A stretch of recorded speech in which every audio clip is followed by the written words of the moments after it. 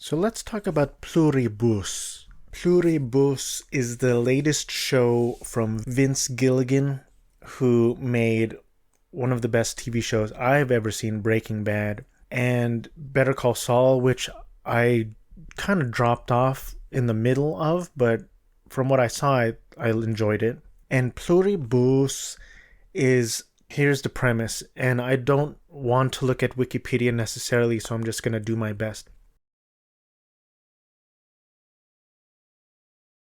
You got Rhea Seehorn, who plays the main character, and she is an author. The only thing I thought of was like a J.K. Rowling type.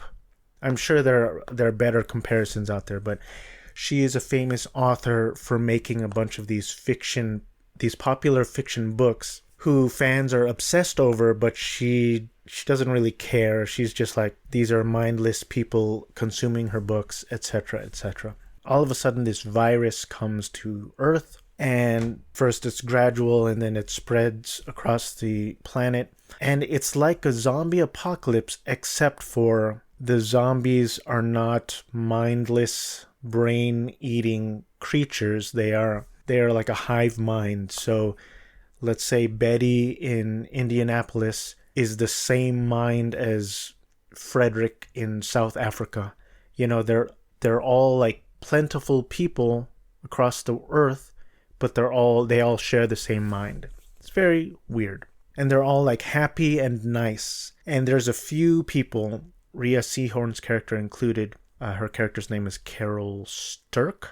There's like, 12 people who are not affected by this virus. They still have their faculties, their mental faculties. They still have their own individual mind, and the rest don't. So like I said, everyone else is happy and kind, and Rhea Seehorn's character is just trying to figure out how to stop this, how to reverse this, and she's miserable, but she does not want to join the hive mind. So here are my thoughts so far. That first episode was so risky. And I can't even say that it was well done or awesome or a masterpiece. The biggest word I could think of was risky, because there were so many moments in that first episode where I was like, this is goofy as all heck. Excuse my language. So what happens is there's this virus and they're experimenting on these mice. So one of the mice gets out. One of the mice bites a woman and the virus gets out. And so soon you have these people that are just like, and they're like robotic and like almost like in a factory, like doing similar movements. And I was just like, this is goofy as all fuck. There were a couple times in that first episode where I was like, I don't know if I want to stick this out. I don't know if I want to continue this. It just felt goofy. So they're a hive mind, and there was a certain point when Carol Sturck realized what was happening, and so everyone around her was like, and it felt silly. It felt kind of dumb. So this first episode, by the way, the first episode had some horror elements. It was kind of creepy, where all the people around Carol just all of a sudden started looking at her and moving the same way, and it was creepy. That horror element, that freaky, creepy element, kind of goes away after the first episode. After the first episode, it leans heavily on science fiction, post-apocalyptic, and comedy. So it is a very interesting and unique show. I am glad that I kept going with it. As of this recording, there's only 4 episodes out, and I have seen all 4. I binged all 4 of them straight away. And I'm glad I did, ultimately. It was mostly that first episode where I'm like, It's like, if you had to compare, it's like Walking Dead, but not zombies. Similar to that, and how the virus spreads, but completely different, if that makes any sense, and I know it does not. So Rhea Seehorn is really good in it.